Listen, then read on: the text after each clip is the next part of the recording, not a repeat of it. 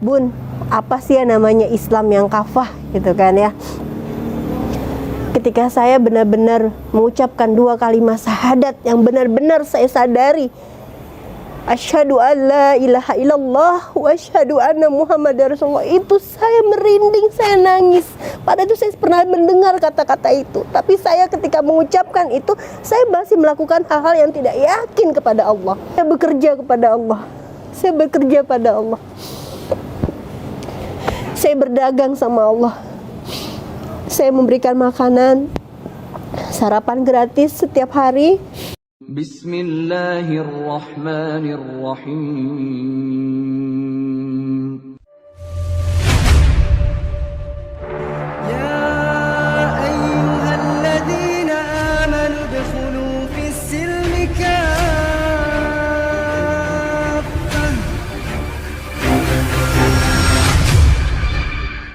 Assalamualaikum warahmatullahi wabarakatuh. Perkenalkan, nama saya Bunda Vina. Tapi nama sebenar baptisnya saya itu namanya Iha Arvina Lampung, itu nama baptis. Nah, kalau udah nama baptis berarti sebelum saya hijrah ke dalam keadaan muslim, saya Nasrani ya kalau udah baptis. Nah, nama baptis saya Iha Arvina Lampung. Hijrahnya saya salah satu ustadz memberikan nama muslimnya saya yaitu Syafina. Nah, maka setiap hari dengan panggilan Bunda Vina. Cerita tentang diri saya seorang hamba Allah yang sebelum saya berada di muslim saat ini, Islam saat ini, orang tua saya lahir dalam keadaan Nasrani. Orang tua saya Nasrani ke Kristen Protestan ya. Papa saya aktif dalam kegiatan beribadah. Nah, mungkin kalau kita di Islamnya tuh mungkin disebut kayak tokoh ulama ya, ustadz gitu, guru ngaji atau apa. Papa saya namanya Immanuel Lampung. Kalau dalam Alkitab Immanuel Lampung artinya Tuhan beserta kita. Itu nama papa saya. Nah, singkat cerita ya tentang diri saya. Kenapa saya bisa berada di dalam agama yang saya yakini saat ini adalah Islam. Itu nggak lepas dari proses perjalanan hidup saya. Jadi ayah saya, papa saya menikahi mama saya itu tidak menyampaikan tentang jati diri dia. Jadi mama saya di awalnya muslim. Nah, menikah di daerah Sumatera Utara, Melayu, khususnya Melayu Deli di sana. Papa saya pada saat itu namanya bukan Immanuel bukan, tapi dia mengakui namanya Bustami. Nah, Bustami. Jadi karena tahu papa muslim, maka menikahlah mama saya sama papa saya. Anak pertama, anak kedua, mama saya dibawa ke Jakarta. Inilah yang membuat saya merasa kenapa kok saya harus memilih Islam, kenapa mungkin hidayahnya dalam proses hal ini gitu. Jadi pada saat mama saya tahu tentang papa saya itu Nasrani gitu, sampai di Jakarta dia ngelihat, sampai masuk rumah tiba-tiba yang datang itu yang nyamperin ibu saya itu adalah anjing-anjingnya gitu, kaget gitu kan. Ini cerita dari ibu saya sendiri. Kaget loh, kok ada anjing-anjing gitu. Nah, kagetnya belum sampai di situ, tiba-tiba masuk depan pintu, disambut, buka pintu, ternyata tahu sendiri kan ada lukisan ya. Di situ Yesus yang sedang lagi makan, ada buah-buahan. Nah, ibu saya tahu kalau simbol itu ternyata bukan muslim gitu. Ibu saya kaget dan sempat yang shock, tapi bingung mau bagaimana gitu. Nah, ternyata disitulah papa mengakui kalau papa itu sebenarnya Nasrani. Nah, lahir anak ketiga, saya anak yang kelima. Lahir anak yang ketiga. Nah, jadi ibu saya di situ penuh tekanan. Penuh tekanan apa? Karena keluarga ibu saya yang di kampung itu taunya ibu saya itu muslim. Jadi dia menyembunyikan sampai sebegitu dalamnya, dia tidak mau ada keluarganya datang ke Jakarta. Dia sampaikan pokoknya kalau ada keluarga mau datang ke Jakarta ditolak, nggak boleh. Tapi ya apa yang terjadi ya namanya ditutup-tutupi, akhirnya ketahuan juga. Kakak saya ketahuan lah, ibu saya pindah agama ya, di Nasrani. Betapa kagetnya. Nah, di situ saya melihat ibu saya itu shock karena dia mengakui dirinya muslim sampai benar-benar setiap hari yang dilihat anak-anaknya itu ibu saya tuh menangis. Menangis bukan karena papa saya tidak sayang, menangis bukan karena papa saya itu tidak mencintai mama saya, tidak, tapi dia menangis tentang dirinya sendiri. Sampai suatu ketika malam, saya masih kecil pada saat itu, saya mendengar ibu saya berdoa. Nah, walaupun mama saya dipaksa untuk masuk mengikuti kegiatan agamanya Kristen gitu, malam hari mama saya menyisihkan doanya. Dia mengangkat kedua tangannya seperti sebagaimana sunnatullahnya ketika Rasulullah sudah mengangkat berdoa itu, meletakkan tangannya, kedua tangannya seperti ini. Dia bilang, ya Allah, ampuni saya takut mati saat ini. Saya takut mati karena saya membawa anak-anak saya takut kafir, saya takut neraka, ya Allah. Saya melihat ibu saya nangis gitu. Saya masih kecil. Kenapa ibu saya nangis? Sampai saya tanya mama, kenapa nangis? Saya dipanggil adek pada saat itu. Adek belum ngerti, karena kami Melayu kan, Deli kan. Adek belum ngerti, nanti adek paham. Saya walaupun mungkin umur saya mungkin masih terlalu dini, tapi entah kenapa Allah memberikan saya keingatan yang begitu kenceng. Nah, mungkin saya baru tahu ternyata disitulah letak hidayah dari saya, cuman saya nggak paham. Nah, sampai berapa malam berikutnya lagi berjalannya waktu, ibu saya sampai masuk ruang psikiater. Dia masuk kejiwaan, jiwanya terganggu. Jadi setiap sudut manapun ruangan ketika papa saya lagi berangkat berlayar, ibu saya nangis. Dia menangis seperti kayak orang stres deh. Ternyata ibu saya itu menolak dirinya itu masuk agama Kristen. Ya, dia tidak bisa berbuat apa-apa. Pernah suatu ketika pada malam hari, papa saya ada di rumah kan, papa saya pelaut ya. Ketika berada di rumah, mama saya tuh berusaha untuk membawa anaknya ke muslim. Itu kita dibawa malam hari tuh, papa saya sempat mengancam mama saya untuk membunuh lah, mas, bahasanya ya gitu. Tapi tidak sih, masih bahasa kasarnya seperti itu. Kita dibawa malam-malam hari tuh, dipeluk kita semua, saking mama saya tuh kepengen menyelamatkan anak-anaknya ke dalam muslim. Tapi qadarullah pada saat itu tidak bisa terjadi, ibu saya tidak bisa menyelamatkan kami. Mama saya berusaha sebegitu caranya, dia berusaha untuk menyelamatkan anak-anaknya. Bingung apa yang dia harus lakukan. Ternyata apa? Ibu saya berdoa. Nah, ini dia. Ketika saya ternyata masuk muslim, ternyata apa? Kekuatan doa itu luar biasa. Akhirnya ibu saya pasrah, nggak tahu apa yang harus dilakukan. Dia berdoa, dia cuma meminta kalau memang ternyata saya dalam kondisi bersamanya tidak bisa muslim kembali, bawa anak-anak saya ke dalam muslim, maka dicabut nyawa papa saya. Maksudnya umurnya biar cepet pendek gitu. Dan itu didoakan. Dan ternyata doa mama nembus ke langit, karena benar-benar mungkin ya, doa seorang muslim yang ingin benar-benar terselamatkan kembali gitu. Akhirnya papa saya meninggal. Nah, inilah proses perjuangannya. Bagaimana apa yang terberat ketika saya masuk keluarga saya masuk Islam gitu. Jadi pada saat itu anak-anaknya dibawa hijrah ke Depok, ke daerah Depok. Tadinya kami ada di Jakarta kan. Jadi semua ibu saya hijrah. Tapi pada saat itu saya belum diislamkan karena saya tidak tahu kan gitu. Nah, kakak saya sendiri pun sunat ya, karena kan syaratnya seorang muslim itu kan laki-laki harus sunat kan ya.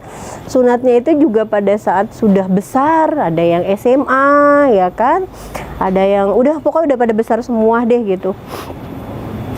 Disitulah ibu saya menyelamatkan anak-anaknya. Apa yang dilakukan? Kami dimusuhi. Ibu saya janda, anak 5. Ini yang membuat saya benar-benar merasa Islam itu ternyata adalah agama penyelamat gitu. Ibu saya menyelamatkan saya, tapi prosesnya nggak begitu aja. Karena ibu saya sudah jadi janda dan anak 5 kan, dia bekerja setiap hari untuk anak-anaknya sampai akhirnya dia sendiri. Kami itu Islam dalam keadaan mandiri. Ibu saya tidak menuntun saya harus begini, ada dipanggilkan ustadz, tidak seperti itu. Karena ibu saya berusaha bagaimana caranya saya menghidupkan anak saya. Nah, pada saat itu saking ibu saya tidak mau mengambil harta dari papa saya, ya kan, harta warisan lah kalau kita bilang ya, warisan itu kita dapat jatah warisan, tapi mama saya tidak mau ngambil itu. Apa yang terjadi? Kami yatim dan kami pernah merasakan nggak makan berapa hari, dan kehidupan kami bener-bener yang dibilang, ya kalau dibilang duafa ya iyalah duafa. Kita makan berapa hari nggak makan, sampai ketemunya terigu. Itu ada terigu 1 kilo, itu kita goreng bareng-bareng. Nah, akhirnya ada beberapa ketika itu datang orang-orang datang. Nah, itu bersosoknya itu sepertinya dia dibilangnya gitu, saya datang ingin menyelamatkan. Nah, saya datang ingin menyelamatkan. Dia tahu kondisi kita seperti apa kan. Nah, saya ingin menyelamatkan kamu untuk bisa masuk ke agama kita lagi pada saat itu. Nah, saya melihat banget dia bawa barang-barang, dia bawa sembako, dia tahu kekurangan kita ya. Nah, singkat cerita, ibu saya meninggal. Nah, disinilah prosesnya. Saya belajar tentang Islam itu. Jadi 5 anaknya ini belajar sendiri, bahkan tidak dituntun harus ini Islam tuh menggunakan Al-Quran dan hadis. Jadi karena memang mama saya ini terlalu sibuk untuk ngurusin anak-anaknya, jadi akhirnya anaknya tuh kayak ibaratnya kita tuh kayak ditebar di jalanan deh, udah deh cari deh tuh gitu, bahasa gitu. Nah, alhamdulillah kami Islam semua, tapi prosesnya nggak begitu aja. Ya kami dimusuhi. Nah, cuman itu tadi ibu saya menyampaikan, jangan pernah berpikir bakalan dihargai kalau kamu tidak menghargai Tuhanmu. Nah, saya nggak ngerti kan tuh bahasanya. Sampai satu ketika saya ya nggak ngerti ya, karena saya belum tahu Islam yang seperti apa gitu. Baru saya ngerti apa itu artinya. Baru saya tahu benar, oh ternyata apa yang mama saya sampaikan itu adalah ini. Nah, ketakutan saya ketika mama saya meninggal itu, saya takut bukan nggak takut takut nggak makan, enggak. Tapi saya peluk ketika mama saya meninggal. Mama, Ade belum siap. Ade belum tahu, Ade masih banyak dosa, Ade nggak ngerti apa-apa, Ade harus bagaimana gitu. Saya nangis karena saya bontot kan. Situ saya ketika masuk Islam tuh rasanya saya bingung, ini saya harus bagaimana. Sementara kakak-kakak saya sendiri udah punya kehidupannya masing-masing, jadi saya belajar Islam sendiri. Saya banyak melakukan hal-hal yang saya tidak tahu. Setiap hari kebiasaan saya cuma datang ke kuburan mama saya nangis, ma tolong ma, Ade butuh ma, Ade bingung apa yang harus saya lakukan. Saya nggak tahu apa-apa. Saya cuma berharap Allah itu memperhatikan saya. Nah, pada saat itu saya benci namanya Tuhan. Saya benci, saya bilang ngapain? Kalau memang saya diselamatkan dalam Islam, kenapa saya yang selama ini melihat sosok ibu saya yang menjadi panutan saya, kenapa Allah ambil? Ternyata salah gitu. Ternyata ketika saya mendalami Islam sebenarnya, inilah letak hidayah saya. Jadi saya nggak boleh bergantung kepada siapapun. Meskipun orang tua saya pun itu seperti itu. Jadi Islamnya saya ketika benar-benar mendalami Islam itu ya ketika orang tua saya sudah meninggal. Di masuk Islam, belajar Islam itu, waduh, yang namanya Islam itu selalu bertanya, Bun, apa sih yang namanya Islam yang kafah gitu kan ya. ketika saya benar-benar mengucapkan 2 kalimat syahadat yang benar-benar saya sadari, asyhadu an la ilaha illallah wa asyhadu anna muhammadar rasulullah, itu saya merinding, saya nangis. Padahal itu saya pernah mendengar kata-kata itu, tapi saya ketika mengucapkan itu, saya masih melakukan hal-hal yang tidak yakin kepada Allah. Pada saat itu saya sadar, Masya Allah, ternyata begitu indah Allah menyelamatkan saya dengan proses yang tidak mudah. Mungkin orang berpikirnya, gampang masuk Islam, udah ngucap 2 kalimat syahadat. Tidak seperti itu. Karena ketika seorang Islam, seorang mu'alaf sudah memeluk agama Islam, maka seperti di dalam surat Al-Baqarah ayat 208, ketika hai orang-orang yang beriman, jika kamu memeluk Islam, masuklah dalam keadaan yang sepenuhnya, menyeluruh. Artinya apa? Kita jangan setengah-setengah. Karena apa? Ketika kita setengah-setengah, maka kesesatan itu ada. Dan itu saya pernah ngalamin. Saya percaya sama Allah, tapi apa yang terjadi? Saya terombang-ambing. Saya lupa, ternyata ada doa yang tidak pernah saya ucapkan. Apa itu? Saya cuma bilang, ya Allah, tunjukkan aku ke jalan yang benar dan yang lurus. Nah, udah. Tapi ternyata harus ada hidayah. Ya Allah, berikan aku hidayah. Tunjukkan aku ke jalan yang benar dan yang lurus. Ternyata menjadi seorang mu'alaf itu gak mudah. Apa yang harus kita lakukan? Belajar dengan ilmunya Allah, mempelajari Al-Quran dan sunnahnya. Ketika kita gak bilang, ya Allah, berikan hamba petunjukmu, jalan yang benar dan yang lurus, itu yakin kita bawa kesesatan. Saya pernah pada saat berapa tahun ya, sebelum saya memutuskan saya belum benar-benar belajar Al-Quran dan hadis, itu saya masuk ke salah satu organisasi ya, saya nggak usah sebutin mereknya gitu.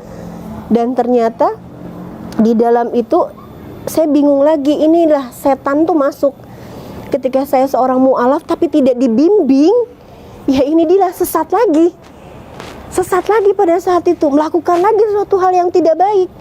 Nah, itu saya bilang, ini kenapa kayak gini? Jadi saya masuk ke organisasi itu, dia sampaikan benar belajarnya Al-Quran dan hadis, tapi di situ kalau misalkan itu kita boleh berganti pasangan. Nah, ini saya bingung lagi, kok Islam kayak gini? Saya sempat agak ragu. Saya minta petunjuk sama Allah. Pada malam itu saya petunjuk, ya Allah, berikan hamba hidayah dan petunjukmu ya Allah di jalan benar dan yang lurus. Kenapa? Ketika kita merangkak ingin mencari jalan yang lurus, maka kesesatan setan itu pasti banyak. Hal apa saja sih yang kira-kiranya kesesatan? Banyak sekali kesesatan yang ada di saat ini. Makanya kalau pada saat ketika saya memilih memeluk Islam, apa ya kira-kira yang membuat saya yakin Islam itu adalah pilihan hidup saya, dan saya yakin Allah itu menolong saya? Ada beberapa satu momen ketika saya nggak punya apa-apa waktu itu. Saya nggak tahu harus bagaimana. Ada yang melamar saya pada saat dengan fasilitas, Masya Allah, duniawi banget gitu. Kalau dipikir duniawi banget, tapi ketika pada saat itu saya benar-benar di titik nggak punya apa-apa gitu. Saya cuma minta, ya Allah, bahkan mau beli sesuatu yang saya pengen buat kebutuhan saya aja pada saat itu nggak bisa. Dia cuma bilang, kalau kamu mau menikah dengan saya, kamu masuk agama saya. Nah, kalau saya balik lagi, ya berarti nggak ada bedanya kan saya semuanya gitu. Jadi pada saat itu saya minta sama Allah, ya Allah, tolong ya Allah, anak-anak saya belum makan pada saat itu. Saya nggak punya apa-apa. Saya bingung apa yang harus saya lakukan. Tapi ketika saya sujud minta sama Allah, terus saya kencengin doanya saya, ya Allah, tolong ya Allah, apa yang harus saya lakukan? Saya nggak punya apa-apa, saya nggak tahu apa yang harus lakukan. Setelah 15 menit saya tutup gelar sajadah saya, tiba-tiba ada yang ngetok pintu saya. Assalamualaikum. Ini ada makanan dan ada sembako. Itu ternyata itu sembako itu bisa buat 3 hari, dan makanan nasi box itu langsung kami makan dan saya sujud syukur. Masya Allah, inilah kebesaran Allah. Jangankan cuman buat makanan gitu loh, untuk penjagaan buat diri saya aja itu Allah sudah titipkan semuanya. Ya, kenapa saya meyakini kalau Allah itu adalah Tuhannya hamba-hamba manusia yang ada di sini. Artinya Allah itu menciptakan saya, menciptakan semua yang ada di bumi ini. Padahal Allah itu tidak tampak. Dibandingkan sebelumnya saya dengan agama saya sebelumnya itu jelas ada ini gitu kan. Nah, kenapa kok saya meyakini dengan sampai saat ini tetap menyembah Allah, tetap menjalankan perintahnya, padahal Allah itu nggak nampak.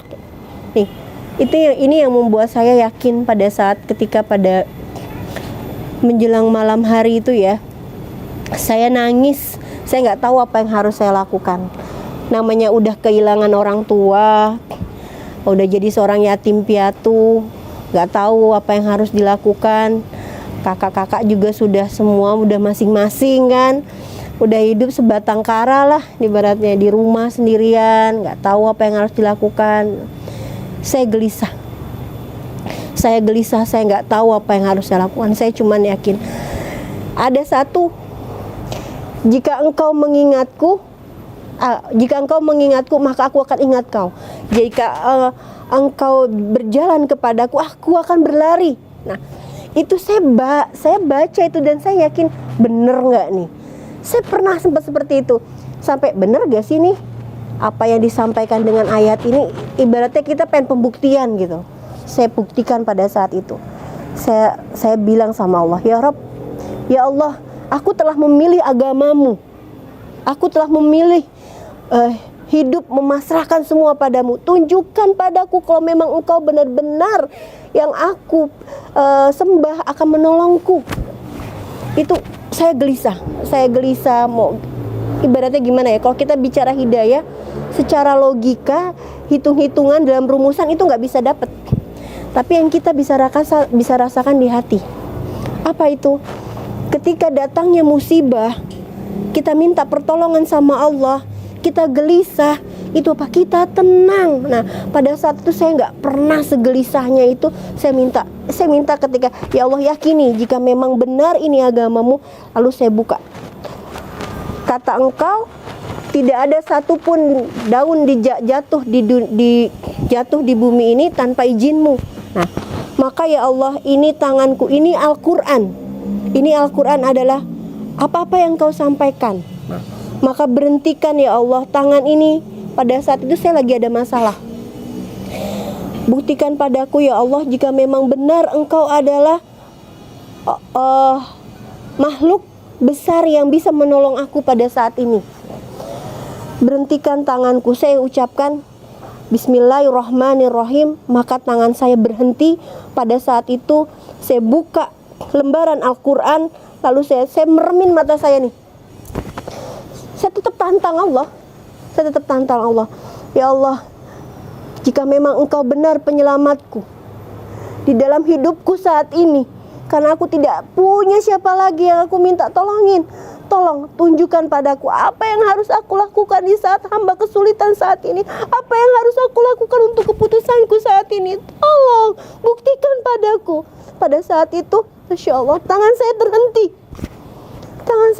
Saya cuma bilang, kalau engkau sampaikan tidak ada daun yang jatuh tanpa izinmu, maka berhentikan tanganku untuk tunjukkan padaku apa yang harus aku lakukan untuk masalahku saat ini. Tangan saya terhenti. Saya buka, ternyata masih ada ayat-ayatnya kan. Ayat-ayat itu harus saya terhenti di ayat salah satu, dan itu surat An-Nisa. Tahu apa isinya? Itu tentang seorang perempuan. Disitulah saya harus menjaga muhrim saya, menjaga aurat saya. Itu saya yakin, Masya Allah, ternyata benar. Kenapa? Pada saat itu saya ibaratnya gini, kalau dulu kan saya belum pakai kerudung, masih jahiliyah lah bahasanya itu.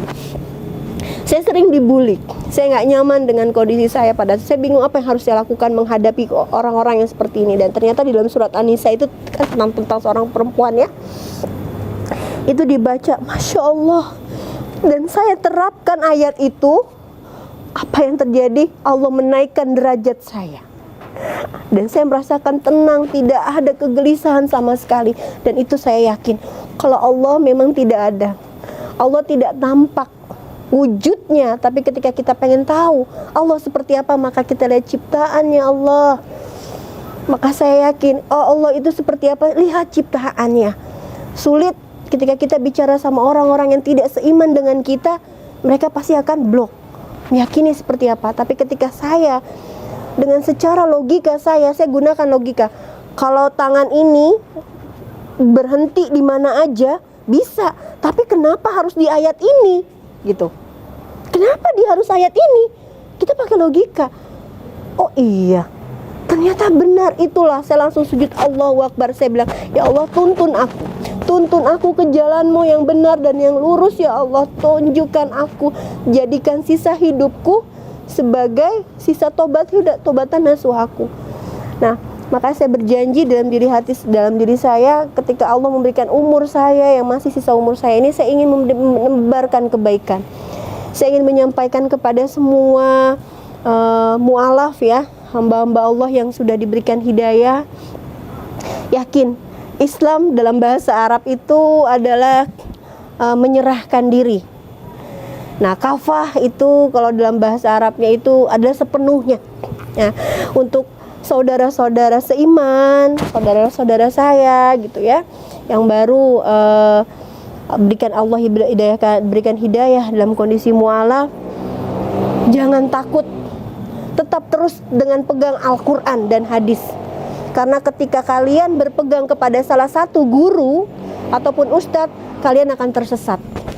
Maka yang kalian lakukan adalah berpegang dengan Al-Quran dan hadis. Nah, jadi ketika sudah memeluk agama Islam, jangan lepas-lepas doanya itu, jangan minta diberikan rezeki, minta duit, minta kekayaan, tidak. Tapi satu hal yang jangan pernah putus-putus adalah minta hidayah, petunjuk jalan yang benar dan yang lurus. Karena apa? Kita ini orang baru, kita tidak tahu apa-apa. Banyak orang-orang yang memanfaatkan, akhirnya menarik kita ke sini. Karena kita bodoh, kita tidak tahu tidak tahu apa-apa, kita ikutan aja. Tapi kalau kita benar-benar mengikuti dengan ada rukun Islam, ada rukun iman. Ketika kita mengimani itu saja, saya pada saat itu bingung, nggak tahu apa harus lakukan. Ternyata seorang mu'alaf pegangannya cuma itu aja, rukun iman kepada Allah. Kita meyakini tentang Allah, kebesaran Allah, udah. Kita meyakini dengan apa? Dengan Al-Qur'annya Allah, dengan Nabinya Allah. Ya, semua rukun iman itu kita yakini, insya Allah kita selamat. Dan rukun Islam itu sebagai pegangan kita untuk melakukan setiap hari ibadah-ibadahnya. Mengucapkan 2 kalimat syahadat. Nah, kita yakin dalam hati. Ya, karena keyakinan itu adalah segala sesuatunya yang kita masukkan ke dalam hati. Nah, bukan keyakinan, oh saya yakin Allah itu ada. Tapi kalau kita tidak menyampaikan ke dalam hati, tidak yakin dalam hati, maka itu mungkin bisa putus di tengah jalan. Karena banyak teman-teman saya yang mu'alaf akhirnya dia murtad lagi. Ya, saya juga tidak menyalahkan, tapi saya tetap mendoakan semoga Allah akan memberikan hidayah kepada teman-teman yang seperti itu. Nah, mungkin untuk teman-teman saudara-saudara saya semuanya yang mu'alaf, jangan putus asa. Ketika sudah memeluk agama Islam, yakin Allah akan tuntun kita. Pokok kita pasrah aja deh sama Allah. Ya Allah, aku sudah memilih Engkau sebagai Tuhanku. Aku sudah memilih Engkau sebagai penyelamatku dunia dan akhirat. Maka tolong aku, peluk aku ya Allah, peluk. Kenapa? Ketika kita dipeluk itu bukan digandeng, itu Allah nggak akan pernah ninggalin kita. Saya ngalamin hal itu. Peluk aku ya Allah, peluk aku takut. Aku takut dengan kesesatan karena hamba bodoh. Berikanlah hamba petunjuk-Mu ya Allah, jalan yang benar, jalan yang lurus, sehingga hamba menjadi orang-orang yang Engkau ridhoi. Ya, saya punya orang tua Nasrani.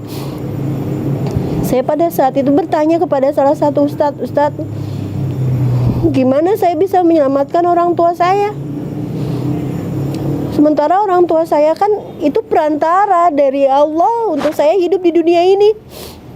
Nah, ketika saya melihat seorang hafizah bisa menempaikan mahkotanya di atas kepalanya orang tua, saya nangis. Kenapa saya tidak seberuntung mereka? Saya bisa ngumpul sama orang tua saya di surganya Allah. Kenapa gitu? Saya ada pertanyaan besar pada saat itu seperti itu. Saya lakukan, saya bertanya, kita mendoakan orang tua kita yang bukan muslim, itu katanya nggak nyampe kan, pada ada yang menyampaikan seperti itu. Tapi saya percaya pada Allah. Ketika saya dilahirkan dalam keadaan Nasrani, itu semuanya bukan suatu kebetulan. Karena sebelum Allah menciptakan langit dan bumi, 50.000 tahun sebelum Allah menciptakan langit dan bumi, itu di Lauhul Mahfuz sudah dicatatkan. Maka buat saya saat ini, siapapun saudara-saudara saya sama mu'alaf, jangan pernah putus asa untuk mendoakan orang tua kita juga. Terlepas nanti sampai atau tidak, Allahu a'lam. Tebarkan kebaikan, tunjukkan kalau kita itu, bahkan untuk saudara-saudara kita yang masih Nasrani atau yang bukan agama Islam, kita bisa tunjukkan indahnya Islam. Kita bisa tunjukkan begitu santunnya Islam. Ketika pada saat kalian dikucilkan masuk Islam, maka jangan dibalas dengan keburukan, tapi balaslah dengan kebaikan. Dengan seperti itu, orang-orang yang selama ini mencibirmu, memusuhimu karena dirimu pindah di luar dari agamanya, mereka meyakini kalau kita menjadi sosok pribadi yang baik. Apa itu? Oh, ternyata dia agamanya Islam. Oh, beda ya dengan sebelumnya gitu. Nah, ternyata inilah Islam.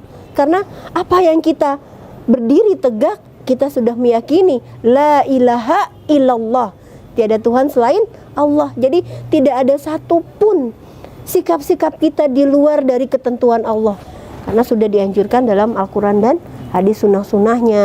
Nah, jadi mungkin pengalaman hidup saya yang bisa saya sampaikan tentang saya menjadi seorang mu'alaf itu lebih pada saat benar-benar menjalani Islam itu benar-benar ngerasain nggak makan.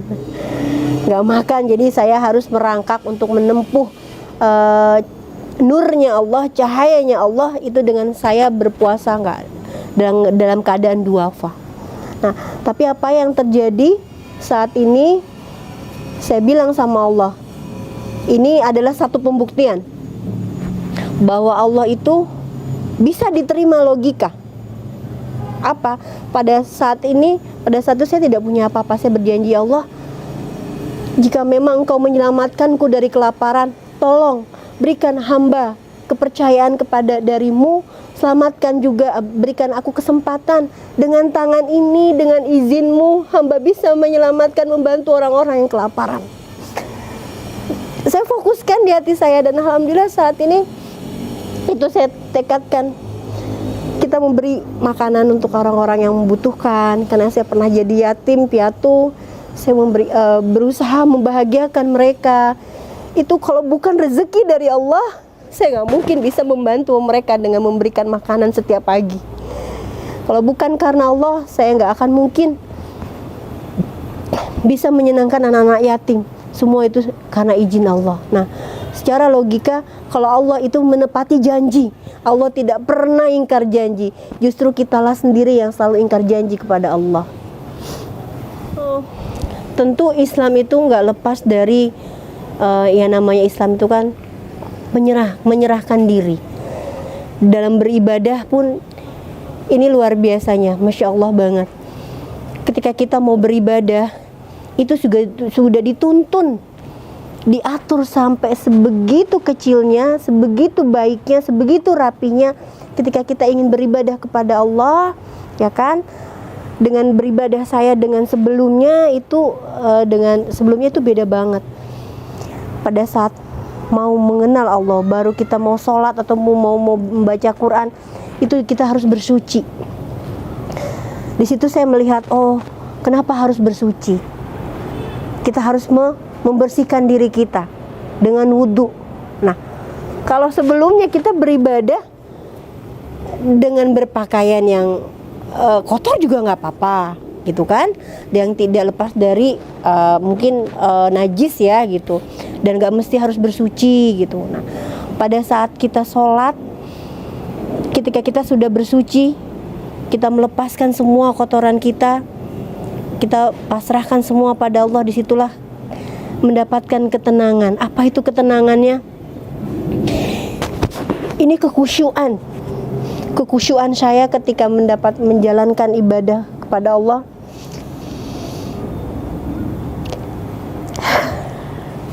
Ya kalau ceritanya kayak gini pasti nggak kuat.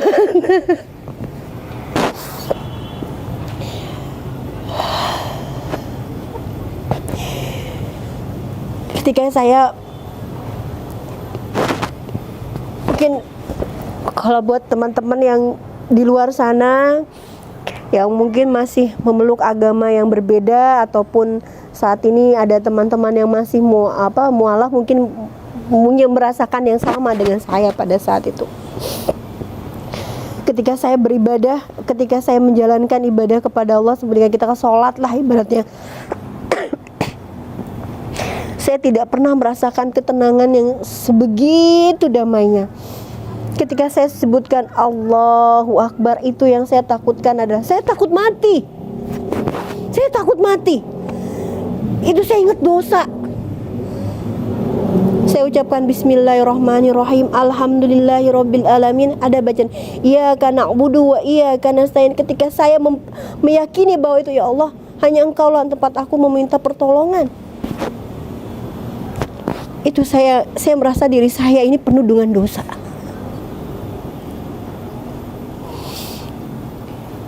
Itu nangis-nangisnya. Tapi ketika saya sudah sholat, ketika saya sudah beribadah, plong, tenang banget. Kayaknya ngejalanin hidup tuh, ada Allah.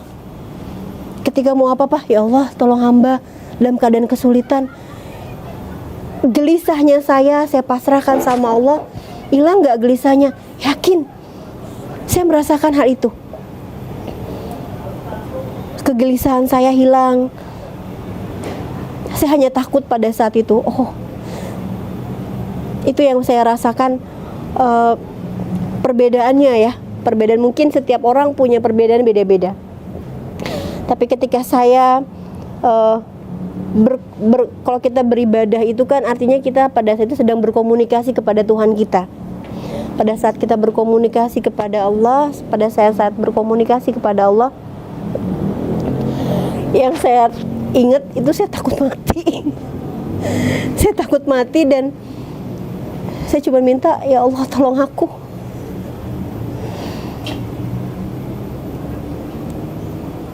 Ketika ada masalah, ya Allah, apa yang harus saya lakukan? Pada saat sebelum saya sholat, sebelum saya berdoa kepada Allah, itu perasaan saya berkecambuk. Tapi ketika saya sampaikan, ya Allah tolong aku, apa yang harus aku lakukan?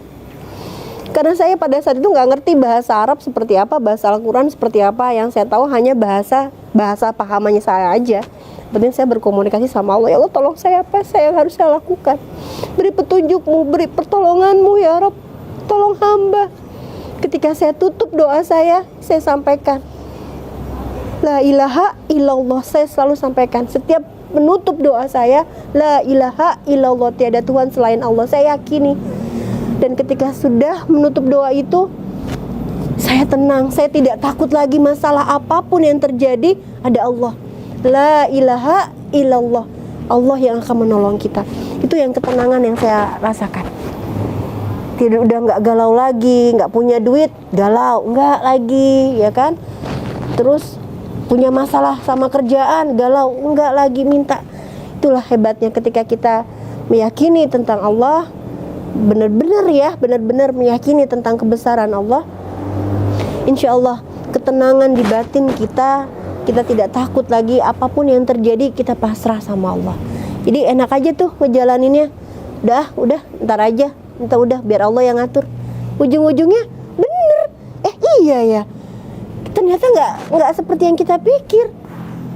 Misalkan contoh waktu itu, ya Allah saya nggak punya uang nih. Biasanya kan manusia itu nggak lepas dari kan uang ya gitu kan. Apa yang harus saya lakukan nih ya Allah gitu. Ternyata harapan saya ketemu sama orang ini bisa berharap keinginan saya terwujud, tapi ternyata enggak.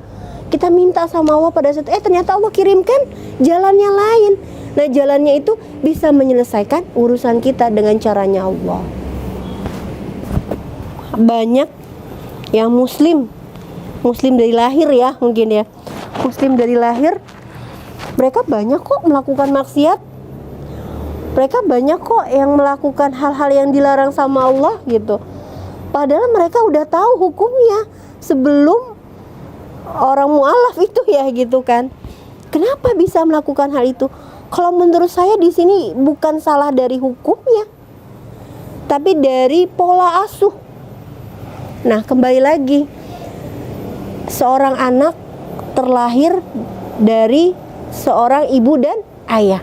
Nah, ketika seorang ibu dan ayah dalam keadaan muslim, ketika tidak diajarkan, diarahkan tentang Al-Quran dan hadis tentang bagaimana Islam yang sebenarnya, Islam yang sebenarnya itu adalah Islam yang menjalankan apa-apa yang dilarang oleh Allah, dijauhkan. Apa-apa yang dilarang sama Allah kita jauhkan, apa-apa yang Allah perintahkan kita jalankan. Nah, mungkin disinilah letak kehilafan ya, karena manusia saya yakin ketika seorang muslim melakukan suatu kemaksiatan, suatu kezoliman atau melakukan perbuatan dosa, itu tidak lepas dari hilaf. Nah, kenapa saya bilang hilaf? Karena udah ada janjinya Allah, Allah selalu akan memberikan maaf kepada hambanya. Nah, karena berarti ketika manusia itu melakukan suatu salah, berarti Allah akan memberikan maaf. Karena sebenarnya manusia itu yang membuat salah itu siapa sih? Setan. Ada setan, karena setan adalah bukti yang nyata. Seperti di dalam Al-Baqarah 208. Kenapa? Ketika nanti kita tidak ke seluruh melakukan kafahnya Islam, maka setan itu akan menjadi musuh kita yang akan membentuk kita menjadi sesat, yaitu tadi. Kenapa seorang muslim dari lahir yang sudah Islam dan dia menjalankan sholat juga gitu kan, lalu kemudian dia melakukan maksiat, terus usaha-usahanya juga masih menyentuh riba gitu kan, bahkan ribanya ini diizinin malah sama orang tuanya gitu kan. Ya udah nggak apa-apa, yang penting kamu punya mobil, bisa gitu. Ya udah nggak apa-apa, yang penting kamu mau punya rumah. Nah, anak ini sebenarnya apa yang orang tua lakukan? Jadi seorang anak itu tidak akan mungkin melakukan sesuatu tanpa melihat contoh. Jadi kuncinya di mana? Di orang tua. Nah, kalau orang tuanya masih ada, maka PR besarnya adalah seorang orang tua. Karena apa? Orang tua adalah madrasah pertama untuk anak-anak. Boleh nggak kita melakukan suatu kemaksiatan lalu bertobat? Boleh. Nah, yang nggak boleh apa? Yang nggak boleh apa kira-kira? Yang nggak boleh itu ketika kita udah tahu ini dosa, riba, dilakukan lagi, maksiat lakukan lagi, sampai akhirnya udah disampaikan ya kan, ini udah nggak benar, ini udah tidak baik, tapi kita masih melakukan satu dengan kita tantang Allah, nggak apa-apa. Nah itu kenapa ketika kita sudah murtad berkali-kali, berapa kali kita murtad? Tiga kali, maka Allah tidak menerimanya gitu. Ya mungkin seorang hamba Allah tidak lepas, saya sendiri juga masih belajar dengan proses belajar untuk memperbaiki diri, untuk sahabat, saudara saya, mualaf ya, sesama muslim yang saat ini kita baru bukan Islam karena lahirnya dari kecil. Selamatkan generasi kita. Jangan menyelamatkan diri sendiri, karena ketika kita menjadi seorang orang tua sibuk dengan ibadah kita sendiri sampai kita lupa dengan anak-anak kita, maka kita apa? Sama juga kita mengabaikan generasi muslim kita ke depannya. Karena intinya apa? Yang pertama adalah kita mengajarkan keimanan tentang ketauhidan terhadap anak. Itu yang paling penting. hidupkan taklim di rumah, insya Allah dengan fitnah dajjal dimanapun Allah akan menyelamatkan anak-anak kita. Bismillah. Saat ini Allah memberikan saya kesibukan. Kalau Allah nggak ngasih kesibukan, mungkin saya nggak bisa apa-apa. Karena semua itu nggak lepas dari izin Allah. Nah, ini saya sampaikan kepada suami saya, ayah izinkan saya sisa umur saya saat ini sampai Allah memberhentikan saya, yaitu apa? Saya memberikan sedekah pagi. Sedekah pagi itu, kenapa harus sedekah pagi? Karena saya yakin seperti Rasulullah SAW menyampaikan bahwa tidak datang pagi hari Allah menurunkan 2 malaikatnya. Nah, 2 malaikat tersebut mendoakan kepada orang-orang yang memberikan nafkahnya, dan 1 malaikat lagi ya dia akan menyampaikan, ya Rob, si fulan ini dia mampu tetapi dia tidak memberikan nafkah, maka laknatlah dia, memberikan murka kepada Allah. Nah, jadi seperti itu. Kenapa tujuan saya memberikan sedekah pagi? Karena saya pernah ngerasain gak makan 3 hari. Saya pernah ngerasain bahwa perut lapar malam hari, nggak makan. Saya nggak tahu apa yang saya lakukan. Pada saat itu datang, diketuk pintu, ada nasi bungkus. Itu saya cuma bilang, ya Robbi, izinkan saya melalui tangan ini, melalui rezeki yang kau berikan dalam sisa hidup saya ingin menyelamatkan orang-orang dari rasa lapar. Saya nggak minta kaya, ya Allah, saya nggak minta kaya. Saya cuma pengen minta berikan saya rezeki agar saya bisa bersedekah setiap hari. Jadi agar saya bisa membahagiakan anak-anak yatim. Karena pernah saya yatim piatu. Saya nggak punya apa-apa. Bahkan sepatu saya sobek. Nggak punya tas saya sobek. Saya dibully. Maka saya ingin membahagiakan anak-anak yatim. Saya bilang, ya Robbi, bahagiakan. Aku ingin bahagiakan mereka seperti Engkau membahagiakan aku saat ini. Jadikan rezeki yang Kau berikan biar supaya hamba bisa berbagi. Jadi keseharian saya, setiap hari saya bekerja kepada Allah. Saya bekerja pada Allah. Saya berdagang sama Allah. Saya memberikan makanan, sarapan gratis setiap hari tanpa meminta biaya apapun gitu ya. Masa nggak bayar, siapa saja boleh makan. Dan juga memberikan, ada anak-anak asuh. Jadi setiap pagi kita memberikan makanan dan sarapan pagi untuk anak-anak yatim.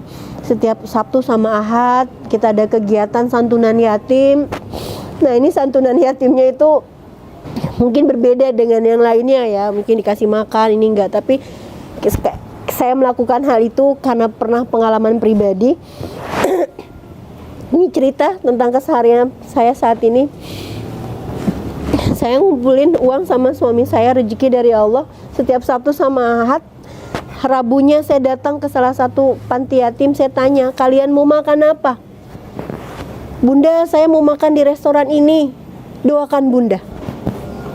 Doakan Bunda. Kita doa sama-sama. Yuk doakan, ya Allah, doakanlah Bunda Vina, ya Yuda, biar supaya bisa ngajak kami makan di KFC misalkan gitu. Ajak kami ke Curug Sampiren. Nah, Rabu, Kamis, Jumat kita terus ikhtiar. Kita minta sama Allah, salawatin terus. Tahu apa yang terjadi? Sabtunya Allah kasih rezeki dari yang tidak diduga-duga, kita bahagiain mereka. Kenapa? Karena pada saat itu saya pengen banget makan di KFC. Pada saat itu saya nggak punya uang. Dulu KFC mungkin CFC ya. Saya dari jauh cuma ngeliatin aja. Oh, ini lambangnya kayak gini. Ngeliat orang ngebuang sampah, saya ambil saya liatin kayak gini.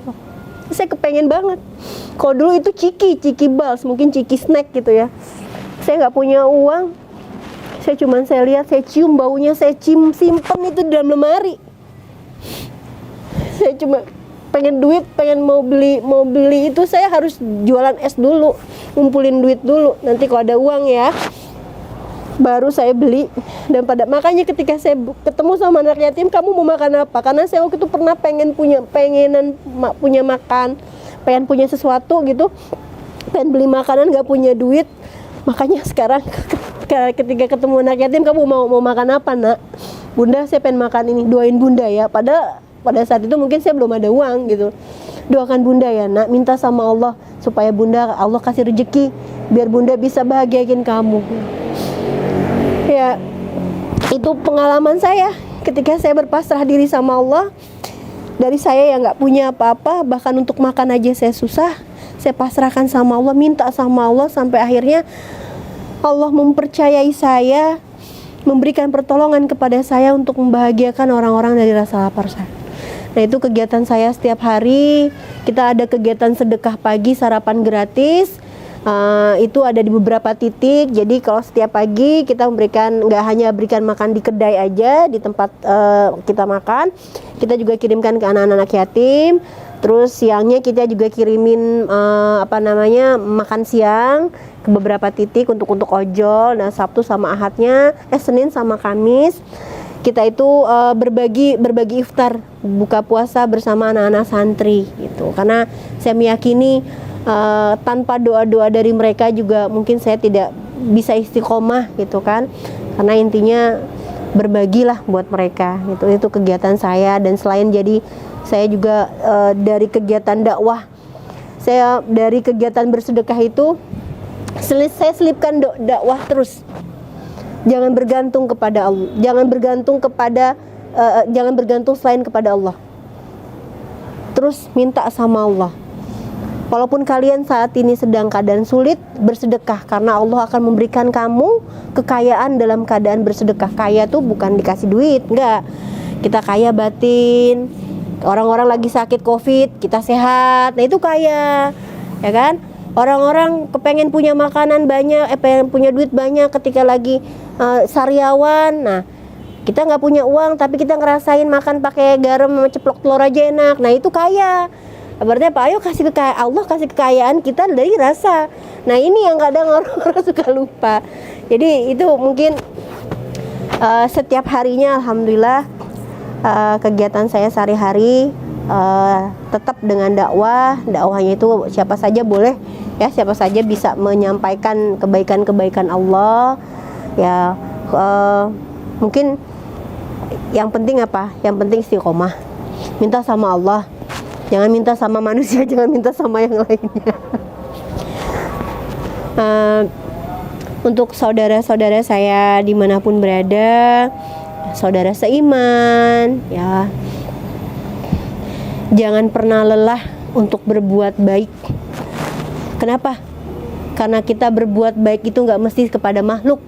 Berbuat baik sama Allah. Ketika kita berbuat baik sama Allah, menjalankan perintahnya, menjauhi larangannya, Allah akan baik banget sama kita. Ketika kita dekat sama Allah, di hadapan kita Allah akan meluk kita. Ketika kita udah meluk, Allah akan lebih meratkan lagi kita, insyaallah. Jadi untuk sahabat, saudara semua dimanapun berada, bersyukur saat ini kita berada dalam keadaan yang baik, dalam keadaan yang benar-benar diselamatkan oleh Allah. Tidak ada agama yang seindah ini, tidak ada agama yang setenang ini. Jangan pernah menyia-nyiakan sisa hidupmu selain terus beribadah, menebarkan kebaikan di jalan Allah. Insya Allah ketika kita melakukan hal itu karena Allah, walaupun kita terlahir dalam keadaan yang bukan muslim, maka kita jauh lebih dimuliakan oleh Allah. Asalkan kita benar-benar bersyukur dan menjalankan perintah kepada Allah. Dan jangan sombong, oh kita ini mualaf, wow, karena orang bilang mualaf itu lebih suci. Ya banyak juga orang mualaf yang gak suci, ya kan? Nah, jadi artinya gini, ketika kita sudah masuk di dalam Islam, yakin malaikat itu akan menyelamatkan kita, malaikat itu akan melindungi kita, tapi tergantung kitanya. Jadi tetap ya, menjalankan agamanya Allah, menjalankan Al-Quran dan Sunnah, lalu kemudian sabar menjalaninya. Karena dalam proses kehidupan itu menjalankan perintah Allah menjauhi larangannya Allah, itu kalau bukan karena kesabaran kita nggak akan bisa. Dan kemudian apalagi pesan saya yaitu mengamalkan.